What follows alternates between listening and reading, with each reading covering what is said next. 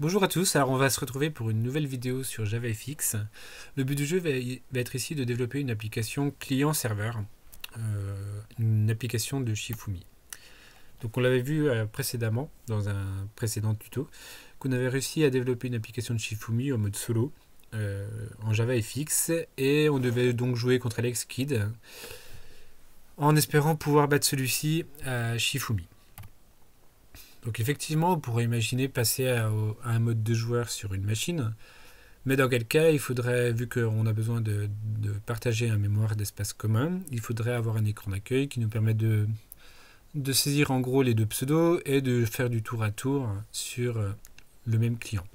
Donc c'est pas super jouissif comme façon de faire. Donc une autre possibilité serait éventuellement de passer à plusieurs machines pour que chaque client et sa machine et qui puisse jouer ainsi les deux. Donc ce qui va se passer concrètement, c'est que le premier individu, premier joueur aura sa mémoire personnelle du coup. De même pour le deuxième individu, il y a une mémoire qui est aussi propre et donc différente de la première. Et le but du jeu, ça va être justement d'avoir un espace de mémoire commun avec laquelle les deux autres mémoires pourront communiquer et ainsi se transmettre des données qui permettront de passer de la mémoire jusqu'à la mémoire prime en passant par la mémoire seconde. Donc on va utiliser RMI pour Remote Method Invocation pour être capable justement de faire ce genre de choses. Donc effectivement la partie orange au milieu sera un serveur RMI et quelque part nos deux clients à gauche et à droite seront des clients RMI. Donc la problématique du serveur, effectivement, ça va être d'être capable de gérer plusieurs parties en parallèle et surtout d'être capable de répercuter les actions de chaque utilisateur sur leur propre partie et pas justement qu'on tape sur une autre partie qui n'a rien à voir avec ces fameux utilisateurs. Donc il faut que ça soit complètement déterministe et du coup il faut que les ordres soient le plus précis possible. Et il y a un autre point qui n'est pas négligeable, c'est de mettre des barres de synchronisation pour qu'on puisse gérer assez proprement l'avancement d'une partie. Donc on va justement parler de la partie en elle-même. Donc l'idée en fait c'est de représenter une partie sous trois états. Donc le premier état ça va être en attente, le second en cours et le troisième état terminé.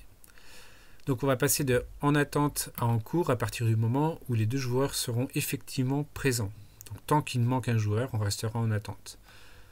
Une fois que nous sommes en cours, on restera sur en cours quand on passera d'une manche à une autre, tant qu'il n'y a pas de vainqueur. À partir du moment où il y aura un vainqueur, on passera sur le dernier état, qui est donc l'état terminé.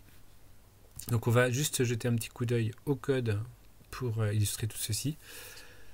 Donc un petit coup d'œil rapide sur le code dans un premier temps, c'est de se rendre compte que l'architecture du projet ici est organisée sous forme de modules. Donc nous avons un client JFX, nous avons un module interface, un module modèle, un module RMI service. Donc effectivement le module client JFX fera l'objet d'une vidéo à part entière, ce sera la vidéo suivante. Dans le module interface, on retrouve grosso modo les interfaces qu'on va manipuler et les exceptions qu'on va manipuler également, que ce soit aussi bien côté client que côté serveur. Ici, ce sont les exceptions, choix déjà fait, choix inattendu, choix incomplet. Alors, quasiment toutes les mêmes méthodes, les mêmes exceptions que nous avions lors du client, lors du programme solo, grosso modo, avec quelques nouvelles exceptions sur lesquelles nous reviendrons tout à l'heure. Nous avons une interface pour la façade de Alex Kidd Battle Online. Donc ici, on va retrouver justement les différentes constantes pour pierre, ciseaux et feuilles, et les différentes méthodes, une qui nous permet de créer une partie pour un joueur, une qui nous permet de rejoindre une partie en disant que le joueur va s'authentifier, enfin en tout cas s'identifier avec un pseudo, et donner un ticket dont on verra le but tout à l'heure. Nous avons un ordre choix joueur qui va dire que tel joueur fait tel choix entre pierre, ciseaux et feuille, et du coup après il faudra effectivement qu'on soit capable de déterminer dans quelle partie on va faire ce choix. Nous avons ici le fait de savoir si la partie où le joueur est concerné est terminée ou pas. Nous pouvons aussi récupérer le vainqueur de la partie si la partie est effectivement terminée. Nous pouvons savoir si la partie a effectivement commencé. Donc en gros c'est faux tant qu'il n'y a pas de joueur et dès que les deux joueurs sont là on passera à vrai. Et enfin, les deux dernières méthodes ou fonctions, nous avons le getScore courant qui nous permet de récupérer à tout moment le score justement de la partie en cours, et le FANParty qui permet en particulier de réinitialiser les données. C'est-à-dire que grosso modo à la fin de la partie vous allez complètement supprimer votre pseudo et vos parties du web service, c'est un lapsus, du service RMI, et ainsi pouvoir recommencer une nouvelle partie avec le même pseudo sans interférer avec les données qui existaient auparavant. Donc voilà en gros pour le côté interface. Maintenant, concernant notre façade, à proprement parler, alors oui, je voulais juste revenir avant sur l'objet partie qu'on a dans le modèle. Effectivement, dans notre modèle, on a un objet qui s'appelle partie. Donc on retrouve les trois fameux états. Donc grosso modo, tant que la partie est commencée, uniquement si elle est en cours. Et du coup, ici, justement, quand on va faire rejoindre partie, c'est à cet instant précis que l'on passera de état partie en attente à en cours, avec cette instruction-là. Deuxième transition aussi, au moment où on va faire le choix du joueur, le dernier choix qui va être fait juste avant la victoire finale, on va vérifier que si le choix justement n'est pas incomplet, à partir du moment où on va faire, c'est normalement, on va appeler la mage pour le score à ce moment-là. Au moment où on va demander la mage, en fait la mage sera possible uniquement si les deux joueurs ont fait leur choix. Donc s'il s'avère que ici c'est le choix du deuxième joueur, on va vérifier simplement si la partie est terminée. Si la partie est effectivement terminée, alors on va changer l'état de la partie, on va le mettre en fin. Et du coup à la fin on pourra vérifier si la partie est terminée juste en vérifiant l'état fin. En gros ces différents états vont nous permettre justement de pouvoir synchroniser les joueurs et de bien faire attention qu'ils restent au même endroit, au même moment, que chacun des clients soit dans le même état exactement. Donc pour ceci, on a aussi ajouté dans Score Gestion un numéro d'opération. Alors ce numéro d'opération que l'on retrouve ici va être super utile, en particulier pour les clients. Alors pourquoi ? Au moment où vous êtes dans une partie, en fait, vous êtes dans une première manche, vous faites votre choix et vous attendez que l'autre choix soit fait. Donc l'idée, ça va être justement d'avoir un numéro d'opération courante à stocker. Et tant que le numéro d'opération courante ne change pas, ça veut dire que le choix de l'autre joueur n'est pas arrivé. Une fois que le numéro d'opération va changer, alors l'autre joueur aura joué. Vous pourrez alors remettre à jour votre vue en fonction de l'état de la partie tel qu'il est maintenant. Donc c'est super important justement de gérer ceci. Donc cette classe Score Gestion permet de gérer les deux joueurs, leur choix, la mise à jour des scores en fonction des choix qu'ils ont faits, et ainsi de suite. Enfin, vous aurez le loisir de pouvoir scruter tout ce code en temps voulu, puisque les sources seront effectivement fournies dans la deuxième vidéo quand on aura enfin traité du client JFX.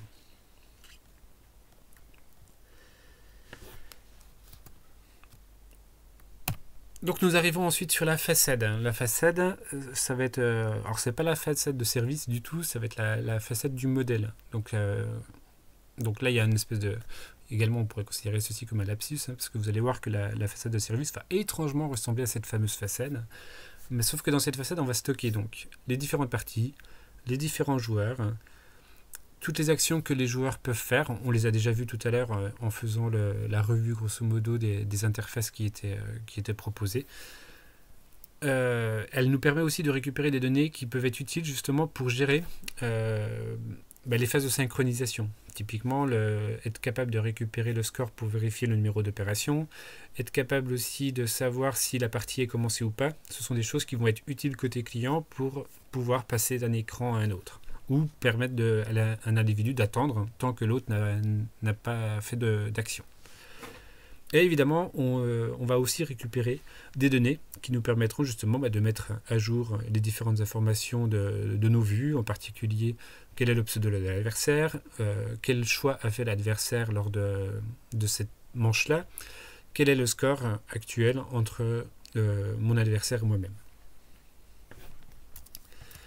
Donc pour revenir à la façade, on va regarder l'implémentation concrète.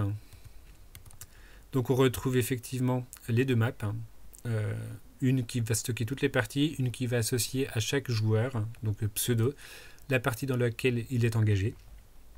Nous avons ici un data chiffrement, chose qu'on va développer dans quelques minutes. Donc ici, au moment de la création, on va créer nos maps sans aucun problème. Et on va créer notre data chiffrement avec une clé secrète, qui pour l'instant c'est mon super secret pour chiffrer. Ça c'est la clé secrète qui est embarquée pour le moment. On y reviendra là-dessus plus tard. Donc on a la méthode créer partie, comme on l'avait vu tout à l'heure. Donc ici, un joueur va créer une partie. On va stocker cette partie dans les deux maps. Donc dans celle qui permet d'associer le joueur qui vient de créer et la partie qui a été créée pour lui. Et on va stocker cette partie dans la map des parties.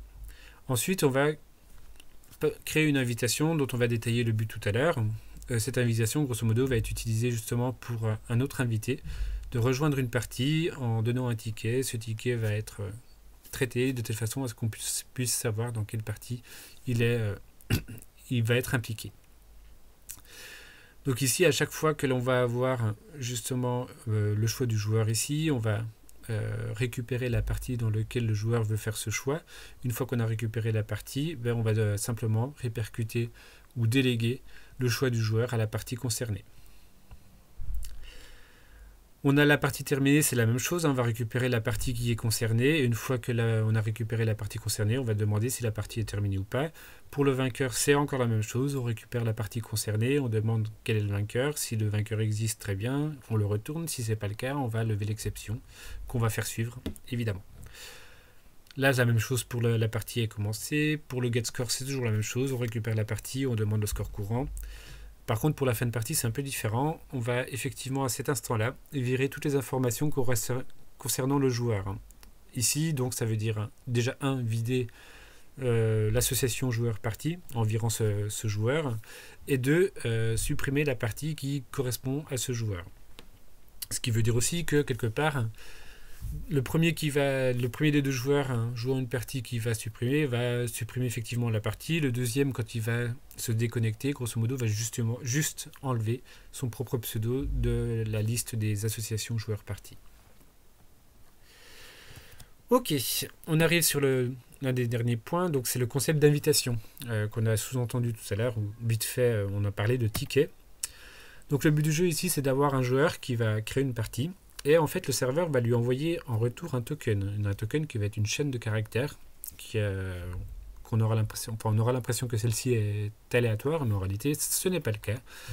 À l'intérieur de cette chaîne de caractères est caché deux informations, l'identifiant d'une partie et le créateur qui a créé cette partie-là.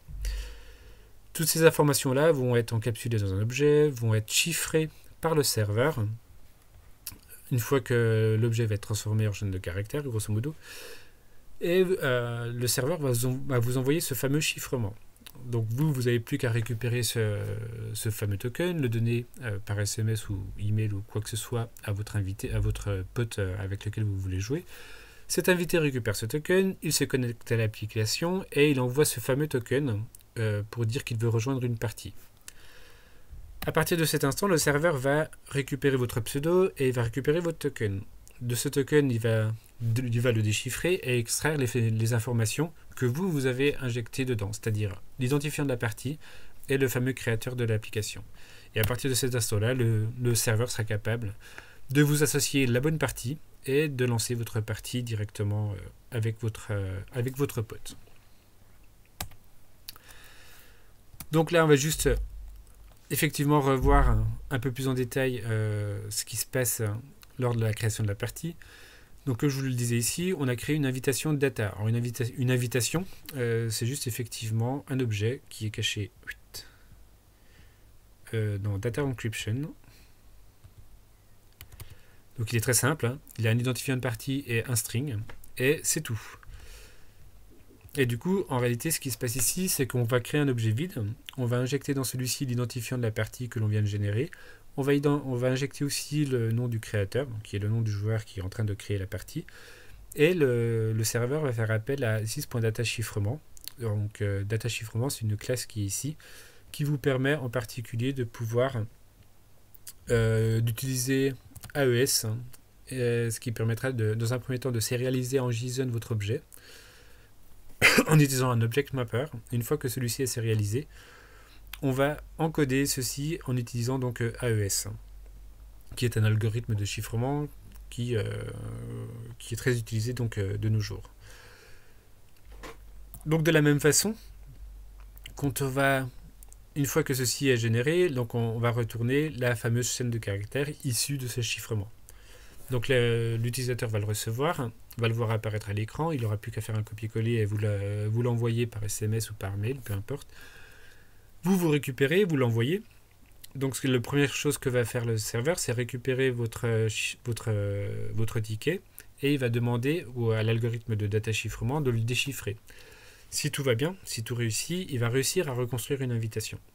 Dans cette invitation, il va pouvoir récupérer l'identifiant et effectivement le créateur de cette partie-là. Si par hasard, votre ticket n'est pas valide, c'est-à-dire que vous avez modifié la chaîne de caractères ou vous avez fait un mauvais copier-coller, du coup le déchiffrement va mal se passer et une exception, ticket valide exception, va être levée. Si pour une autre raison, cela correspond réellement à une invitation, il se peut que votre invitation soit périmée. Cela veut dire en réalité que l'individu qui avait créé la partie vous a pas attendu, est parti, et du coup vous êtes avec un numéro de partie qui ne correspond plus à rien. Effectivement, cela signifie que là vous allez demander dans la liste des parties quelle est la partie qui a pour identifiant celui que vous avez récupéré dans l'invitation. Si l'individu est parti, vous aurez un null. Et du coup, on va lever l'exception, ticket périmé, exception. Dans le cas contraire, votre inviteur est toujours là. Vous pouvez alors récupérer la bonne partie et rejoindre la partie normalement. On va de plus, côté serveur, vous associer vous-même, donc le joueur qui vient de demander de rejoindre la partie, à la fameuse partie concernée. Et à partir de là, vous pourrez réutiliser toutes les autres méthodes qui permettent sur la partie dans laquelle vous avez été invité.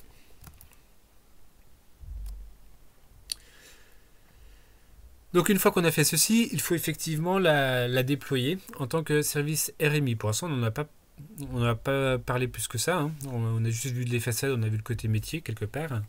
Donc pour pouvoir accéder à distance à toute cette partie métier, on va justement définir un module RMI qui est juste ici. Donc lui, on peut le fermer également. Dans ce module RMI, vous avez quoi? On a un programme principal qui est caché dans Application.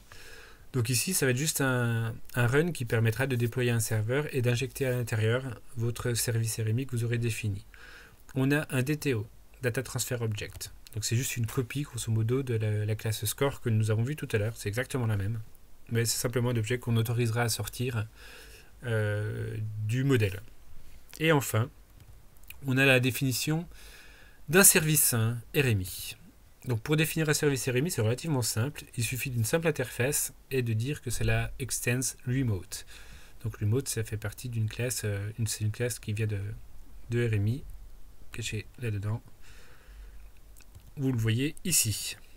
Donc à partir de là, en fait, toutes vos méthodes devront throw remote exception à partir du moment où tout peut arriver au moment de cette connexion. Si une connexion est foireuse et ainsi de suite, il faudra lever ce genre d'exception là.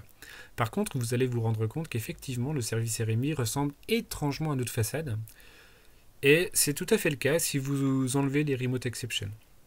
Donc on retrouve toutes les exceptions que nous avions listées tout à l'heure: ticket invalide, partie déjà pleine exception, ticket périmé exception, le choix déjà fait exception et la partie terminée exception. On remarque également que les profils sont exactement les mêmes, à part pour getScore courant où on ne retourne plus un score, mais un score DTO dans ce cas-là. Mais sinon, tout le reste est identique. Ce qui est super important ici, c'est que vous ne pouvez pas mettre n'importe quoi comme type en objet, enfin en retour ou en paramètre. Il faut que ces types soient sérialisables. Alors c'est vrai pour tout ce qui est type primitif. Les int, les strings, les booleans, tout ce que vous voulez. Tout ça, il n'y a pas de souci. Par contre, ici, on se rend compte que je retourne un objet qui est score DTO. Il faut que ce type soit sérialisable, sinon je serais incapable de le faire transiter donc du serveur jusqu'au client. Et pour le rendre sérialisable, il n'y a rien de plus simple. Vous allez vous rendre compte que j'ai juste ajouté dans l'entête de ma classe, le implement serializable. Alors effectivement, ça marche plutôt bien parce que là, on se retrouve qu'avec des types primitifs. Sinon, dans quel cas, il faudrait dire exactement comment on sérialise un objet qui serait un peu plus compliqué que ça. Mais c'est pour ça qu'aussi, on définit des DTO. C'est d'avoir des visions relativement simples des objets en utilisant quasiment essentiellement que des types primitifs. Ok. Pour le déploiement du serveur, c'est relativement simple également. Vous allez définir un RMI serveur, donc une espèce d'URL dans lequel votre service RMI va être déployé. Vous allez définir un registry en fait qui va être mis à disposition sur un port du serveur RMI. Et vous allez enfin créer une instance de votre service. Une fois que vous avez fait celui-ci, vous allez le publier sur l'instance sur le serveur en disant que vous associez à cette adresse-ci, sur le port précisé en dessous, le service que vous voulez lui associer. Et du coup, vos clients vont se connecter exactement à cette instance-là et pourront questionner votre service RMI en utilisant n'importe laquelle des fameuses méthodes que vous retrouvez ici. Donc on termine de cette présentation par l'exécution du serveur. Donc ça va pas être très flashy, hein. Donc ce qui se passe, c'est que lorsque l'on lance le serveur, on a juste un message qui nous dit serveur lancé. Donc effectivement, ce qui se passe, c'est qu'il y a une instance RMI qui est exécutée. Cette instance RMI va tourner tant qu'on le souhaite finalement. Les clients que l'on va définir dans une prochaine vidéo viendront se connecter à cette instance. Ils feront leurs différentes commandes pour jouer, ainsi de suite, créer, récupérer, rejoindre une partie, ainsi de suite. Cela va faire évoluer notre serveur évidemment. Mais en tous les cas, ce serveur constituera la fameuse mémoire commune que vous allez partager du coup entre les différents clients. Et on verra donc, ceci fera l'objet de notre prochaine vidéo pour l'établissement de ce fameux client JFX. Bon, j'espère que ça va vous aider pour vos futures applications client-serveur. Et à très vite pour la prochaine vidéo sur le client JFX et terminer cette application. À bientôt!